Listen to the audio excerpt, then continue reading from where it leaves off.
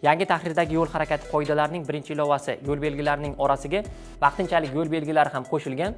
Mazkur yo'l belgilar ko'rib turganingizdek, ogohlantiruvchi, imtiyoz hamda taqiqlovchi yo'l belgilari shaklida bo'lib, imtiyoz yo'l belgisi hisoblangan 207 yo'l belgisining vaqtinchalik ko'rinishi yo'naltirgichi sariq rangda bo'lib, qolgan barcha belgilarning asos qismi sariq rangdan iborat. Mazkur belgilar yo'llar nosoz bo'lganda yoki yo'llarda ta'mirlashlar olib borilayotgan vaqtlarda asosan o'rnatiladi.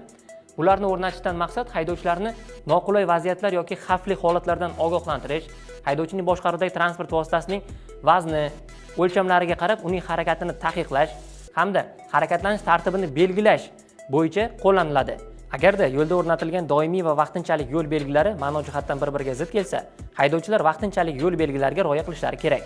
Eslatib o'tamiz, yangi tahrirdagi yo'l harakati qoidalari 2022-yil 1-maydan boshlab amalga kiritiladi.